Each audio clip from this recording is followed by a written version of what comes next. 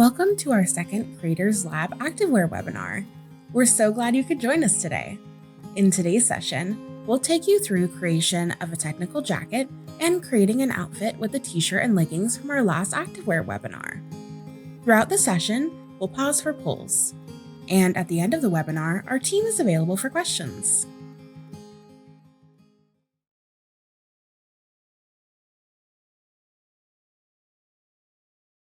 This jacket features an inner sleeve cuff that goes over the thumb. Our garment is already simulated except for the cuffs. Let's add the cuffs to the simulation. Simulating the cuffs can be tricky as we need to position the pattern so that it goes around the thumb.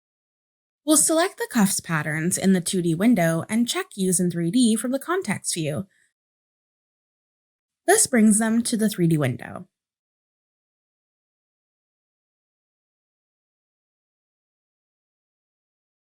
We have the cuffs in the sleeve cluster and have chosen curve as the wrap type.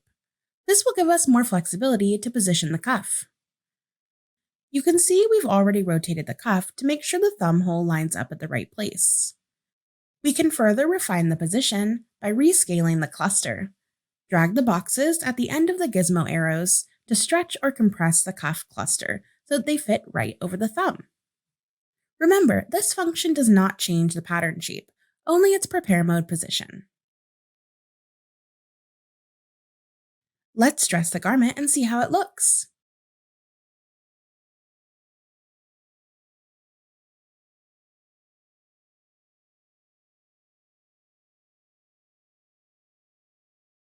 Our cuff looks great.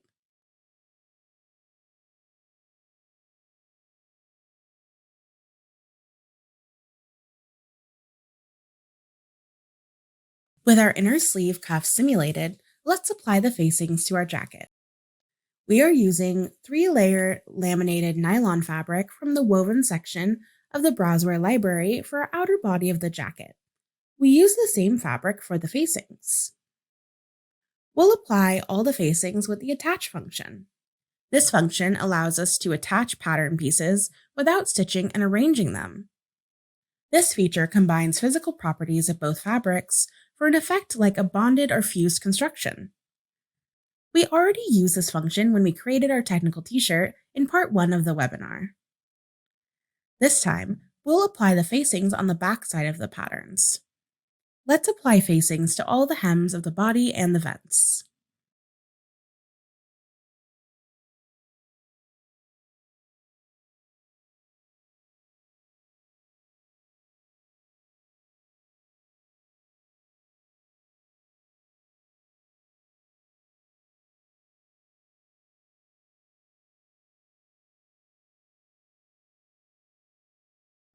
We will apply force multiplier of 4 with 1 cm depth to all edges.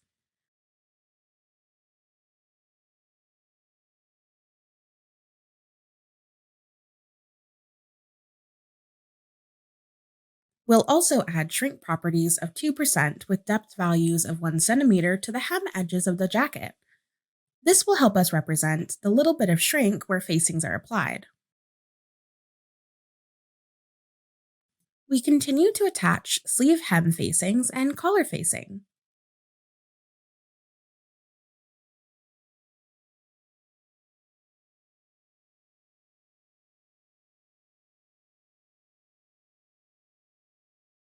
Let's dress the garment and check how the facings are looking.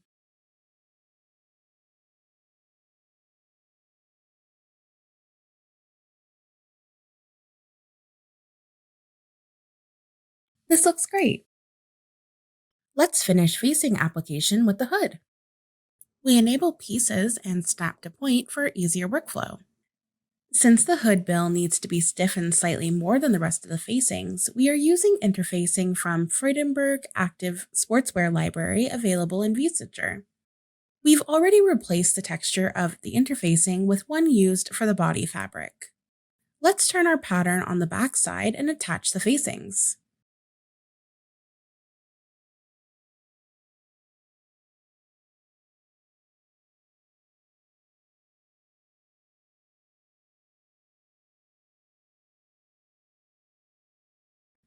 With the hood facing attached, let's flip the 2D window back to the face side and update the simulation. To create a gathered tunneled elastic for the middle section of the side hood facing, we use shrink. We'll add 55% shrink with a depth value of 0.9 centimeters. We will also apply force multiplier of 4 with depth value of 0.9 centimeters.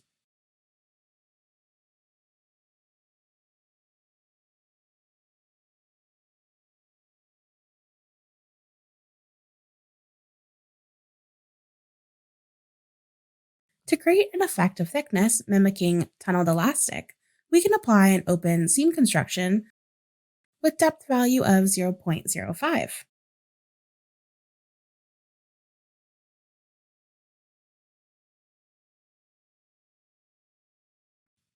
Lastly, let's apply top stitching to our side hood facing tunnel.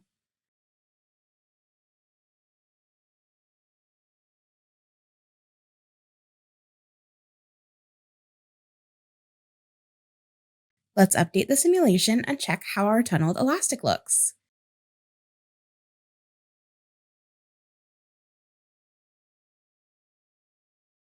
It looks just as we envisioned. Let's save a snapshot. I will name it Hood Up.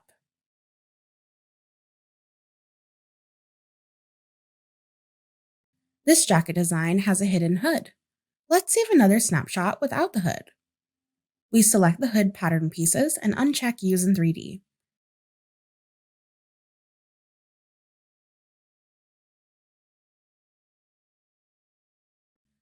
We stitch the zipper patterns and update the simulation.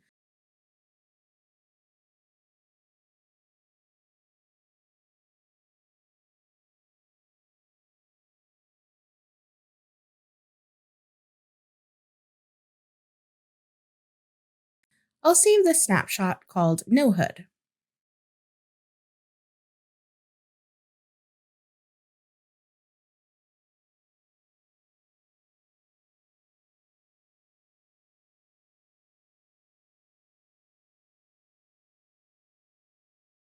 Let's assign fabric to our garment. We've already mapped out the design with internal lines. We will use cut marks to assign fabric to different sections of the garment. Let's start by selecting the internal lines that we want to use as cut lines.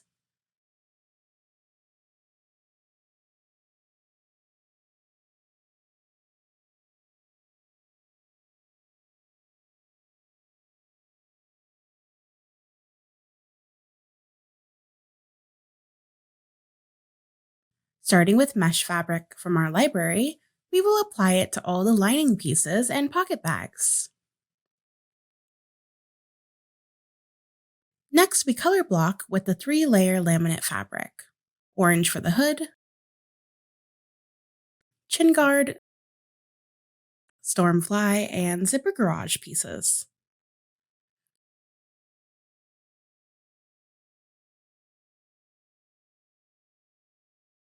Using white and off-white for the sleeves, front and back, and yellow for outer collar, top of the sleeves, upper front, and upper back.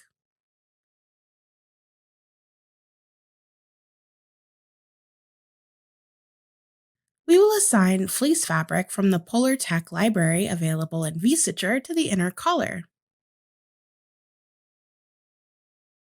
For the zipper tape of the collar, we will apply a zipper fabric and assign a new zipper texture as a seam. We continue to color block with the 3-layer laminate fabric, teal for the zipper garage pieces.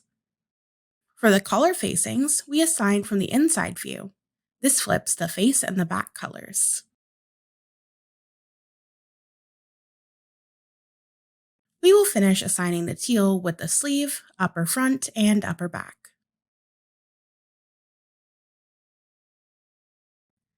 Next, we apply bonded overlay fabric to the edge of the sleeves and to areas around the zipper openings and on the pocket.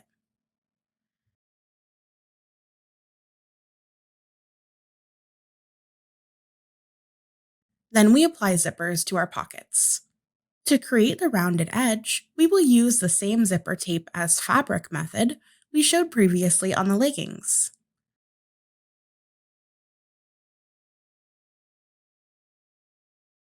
Let's also apply zipper heads.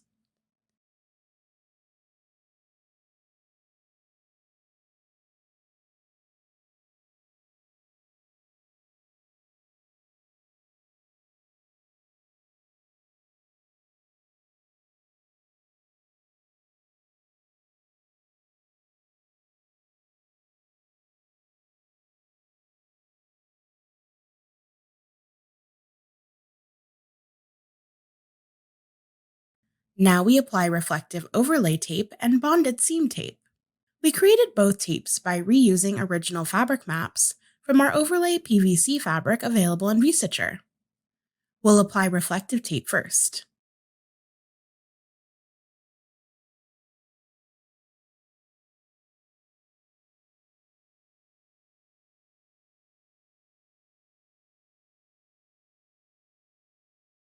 We temporarily turn the reflective tapes off.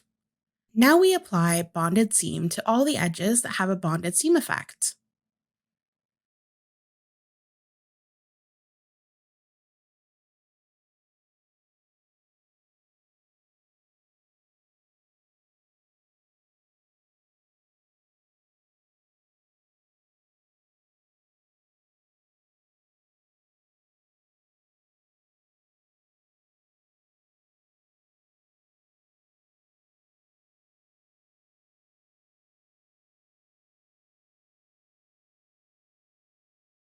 Because our main seams are bonded on the inside of the jacket, we want the tapes to be visible on the inside only, but we also want to see visual representation of the bonded seam on the outside of the fabric. For that, we will reduce the transparency of the diffuse map for the front of the tape fabric to 90%.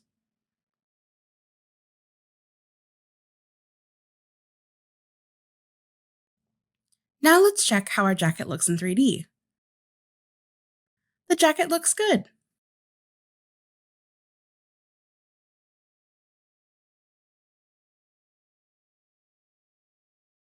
For the inner collar, we already assigned a fleece fabric.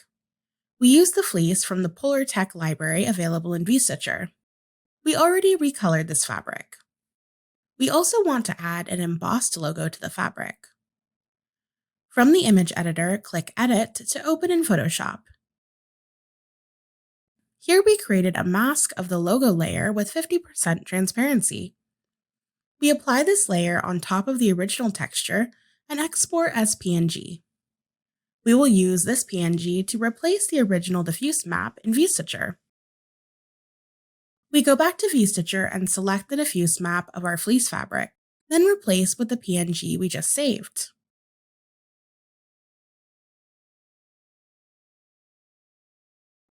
We will crop our logo image like this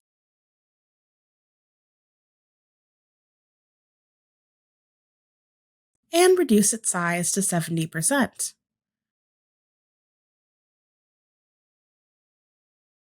From the Rotation tab, let's rotate the layout.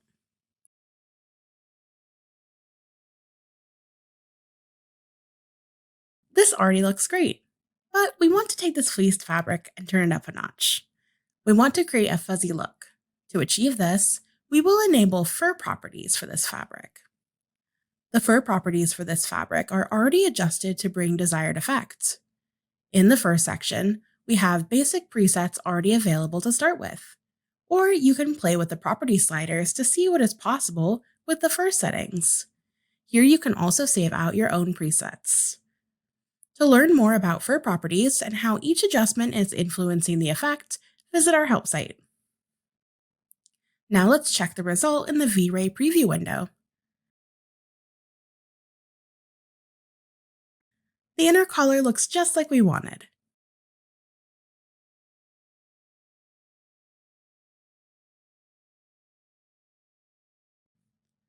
Another element of this jacket is the stormfly. Its design features mesh ribbon overlaid with a logo. The mesh ribbon is top stitched with contrasting color thread. Let's briefly walk through the construction details.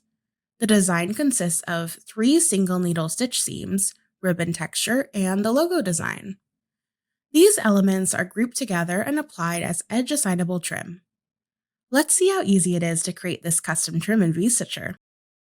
We've already brought the mesh ribbon and logo textures to the artwork section in our materials tab. We can drag both to the seam section. This allows the option to use these textures as a seam. We'll start with the mesh texture first, and we'll apply it as a seam to the stormfly pattern. Then we adjust its properties. Since its width should be 1.8 centimeters, we adjust it in the thread properties section. Then adjust the diffuse map and size.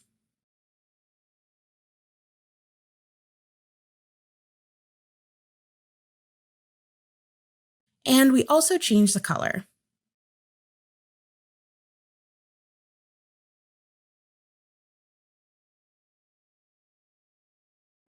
Next, group the logo with the mesh texture and adjust it too. We'll adjust the size of the diffuse map.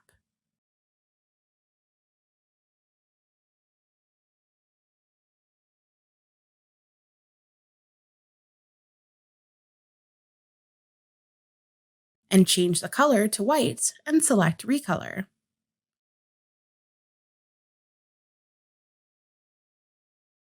We adjust its offset value to 0.85 in the seam properties.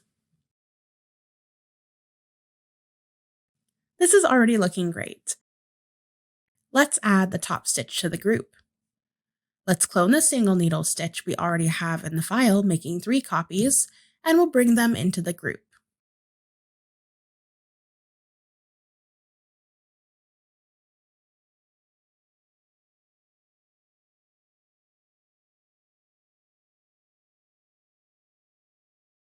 We adjust the offset settings for each stitch, and we'll recolor it to match the theme of our garment.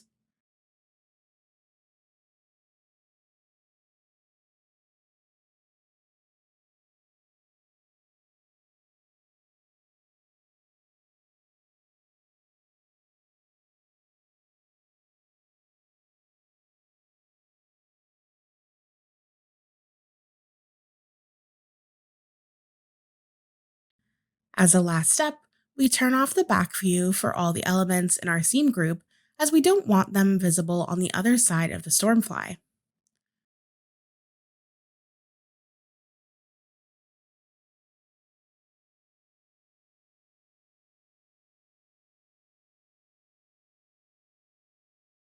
Let's rename our new seam group and move it to the Edge Assignable section in our Materials tab.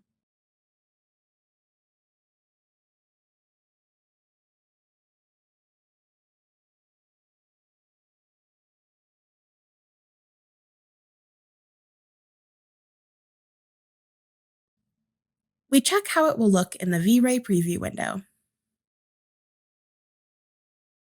Our stormfly looks very good, and it brings exciting design elements to our jacket.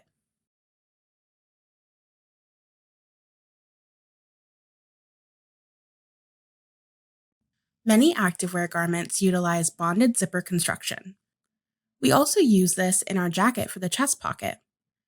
Here, we already applied our overlay for the zipper opening. Let's apply our custom zipper fabric we already created for this pocket. The overlay zipper appears too thin, and the zipper construction looks too simplified. We want to have the appearance of zipper tape applied underneath. There should be a slight indentation where the zipper opening meets with the zipper tape. To represent this look, we will use the open seam stitch construction for the internal line that offsets the pocket opening. We'll use a depth value of 0.1.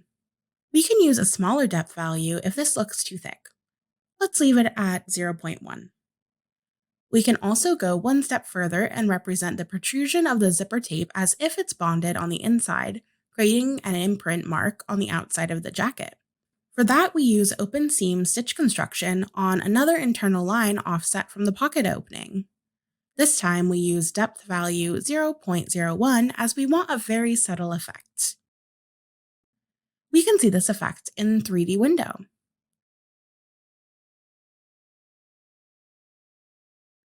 By hiding the zipper tape, we can see what was created by this method. We see the inner line has indentation and the outer line slightly protrudes upward. Direction of the internal line here indicates if the effect will be upward or downward. Let's reveal our zipper tape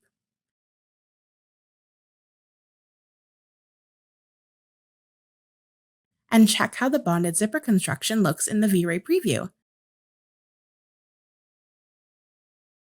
This looks great.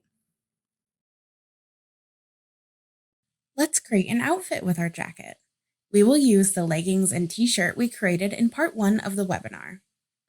Here are some tips to prepare your garments for outfit creation. First, when creating the individual garments, we assign the 3D layers for each garment as they will be layered in the outfit. For example, when creating the leggings, we'll use lower 3D layers between 0 to 5. Then for the top, we use layers 5 to 10. And for the jacket, we used layers above 10. Using this process, we won't need to adjust the layers when creating the outfit. Second, the outfit function automatically arranges the patterns based on the garment files. If we set up the arrange mode for the garment file to be well positioned, we will benefit from the same positioning when creating the outfit. Let's create the new outfit. We go to File, New Outfit. On the bottom right, we select the plus icon to bring in the first file. We will find and select the leggings. From here, we specify what colorway we want to add to the outfit. Then we select the size. We do the same with the t-shirt and the jacket.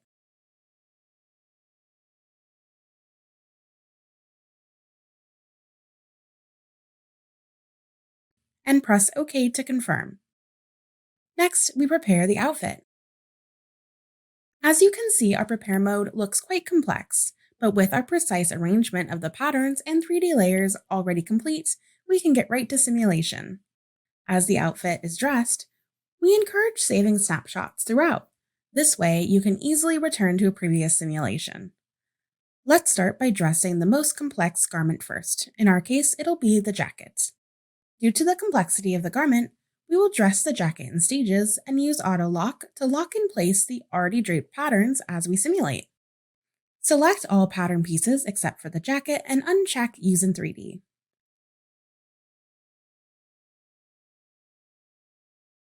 Let's simplify it a bit more. We remove hood, cuffs, outer sleeve pieces, upper front and back,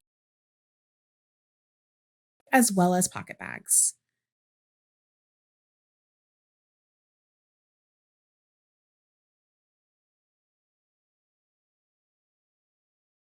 Let's place a temporary stitch to close the center front opening since we removed the piece with the zipper.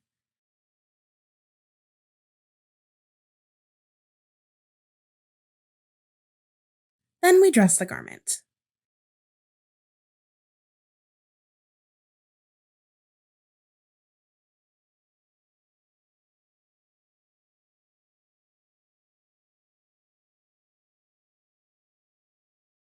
The stormfly is twisted underneath. We uncheck and recheck Use in 3D to redrape the piece.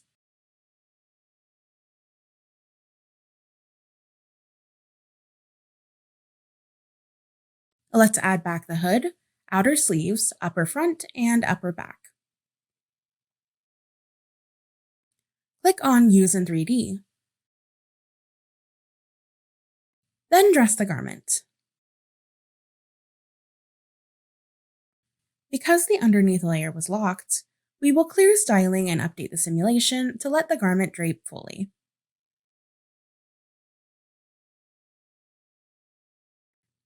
We can further refine with the styling tools. Then we remove the temporary stitch from the center front.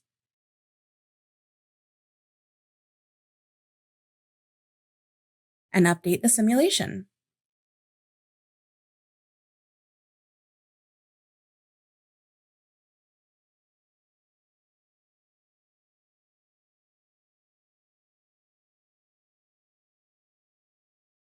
We will add in the zipper garage as well.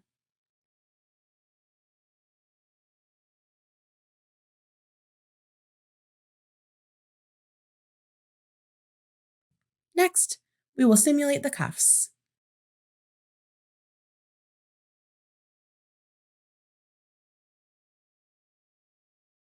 We see that our cuffs position around the wrist looks great. Let's dress them. Since our garment has been locked, let's clear the styling and update the simulation.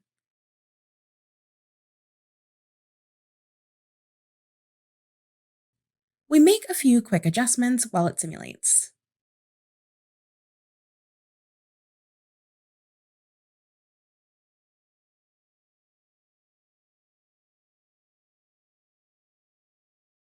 Let's save a snapshot.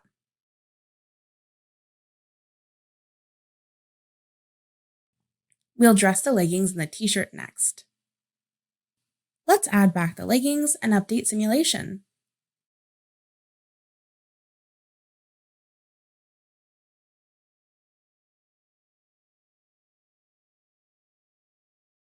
And to finalize the outfit, we dress the t-shirt.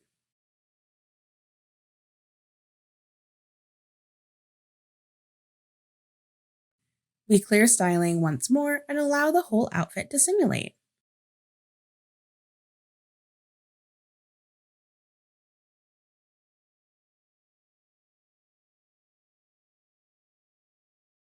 Finally, we save a snapshot of the outfit we created. We finish the outfit with shoes and resave the snapshot.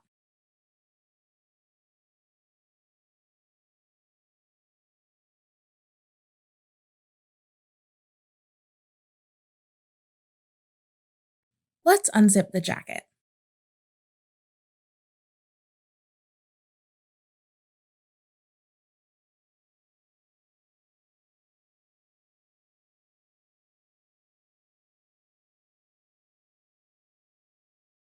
We'll use styling brush to help open the jacket.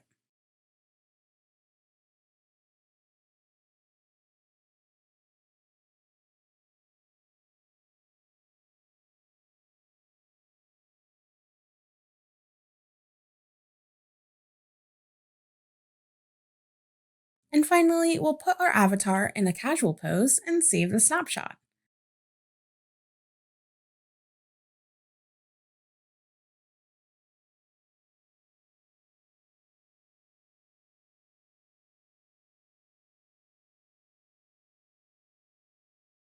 Our outfit is finished. Let's take a look at our finished garments in Stage and explore the different options to showcase them. Here's our outfit in VStitcher. We go to Plugins, Stage, Open in Stage. This will export the outfit, open Stage for us, and import it into Stage. And now we have it in a real-time environment. We can move it around and change scenes. We have a number of HDR scenes, which are spherical images, so we can place our outfit in a number of different settings very quickly and easily.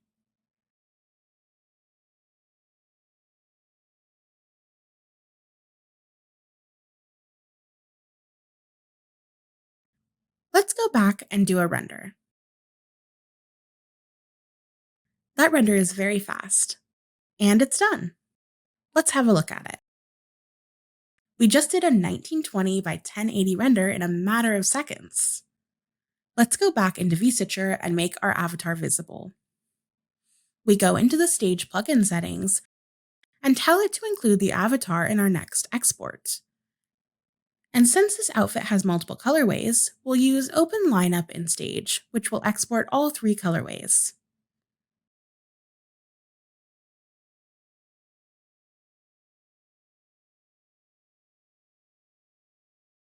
Once that export is finished, we open all three in Stage and space them out so it arranges them nicely. Now we've got all three colorways and avatars that we can review. This is the current lighting setup we have. It's one of the presets, 3-point lighting. We're going to make a duplicate of that so we can edit it and adjust the lighting to fit the three avatars a little better.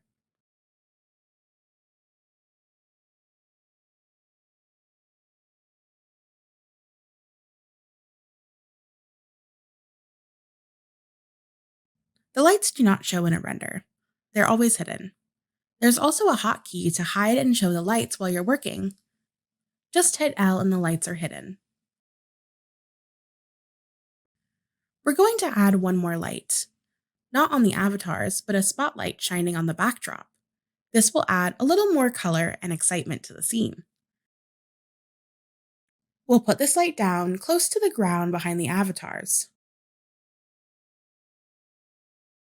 Soften it, and widen the spread of the spotlight and give it some color.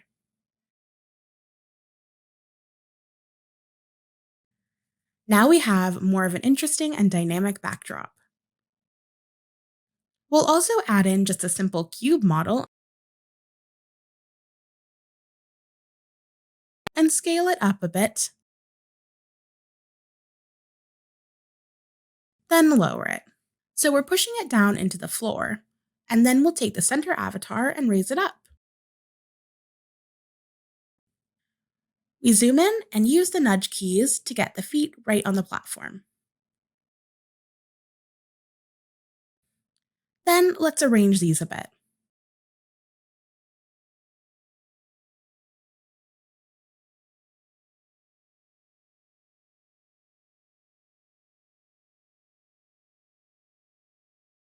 This looks great. Now let's set up a camera animation. We go to create a new animation and give it a name, 3 colorways. Then set the camera start and move the camera to a different position. Then set the camera end. And now when we play that, you can see a preview of our animation. Also from the same menu, we can keyframe objects as well. Let's set a keyframe start and end for the center avatar and just have it turn around as the camera's moving.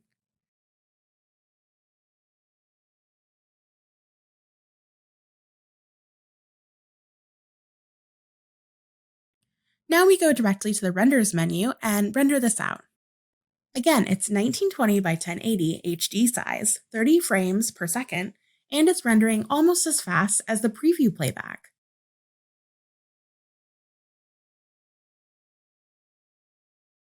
This looks amazing! Back in VStitcher, let's take a look at the avatars that are available with Stage.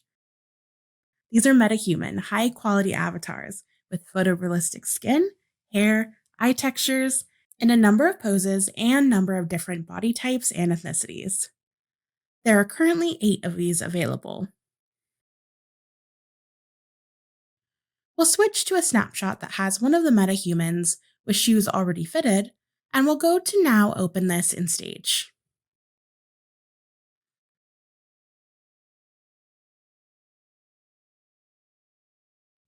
The avatar comes in with realistic hair, skin, and we have some eye animation. Let's turn off the lighting and put her in an outdoor scene.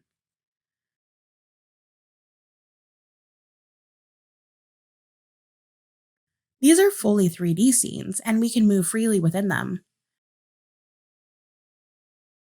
Since she's in a running pose, let's move her over here where she has a little bit more room to run. We're going to put her on the ground and then start composing an angle for another render. One of the options in the external scenes is weather. Let's try moving the time of day and get rid of the clouds to get some more sun on her face. Now we'll adjust the camera settings so that we get some depth of field and a different aspect ratio. So maybe a social media 1:1 and a little bit of adjustments of some post effects.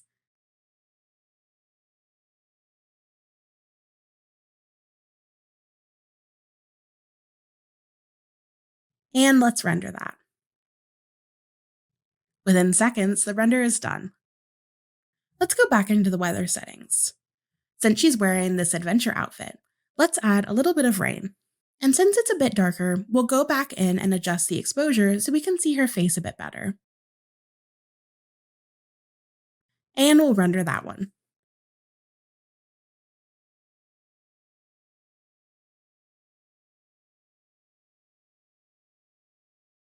That's 2 very high quality photorealistic renders done very quickly in totally different settings.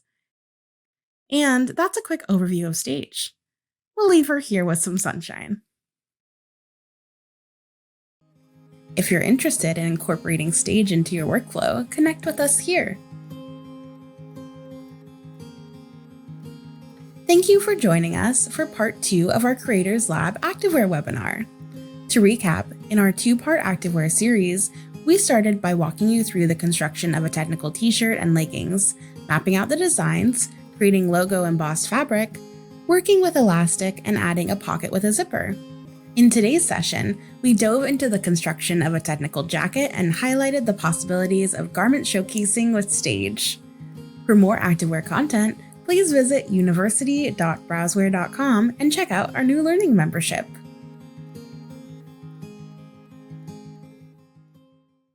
Our team is currently available for questions. Thanks again for joining us today.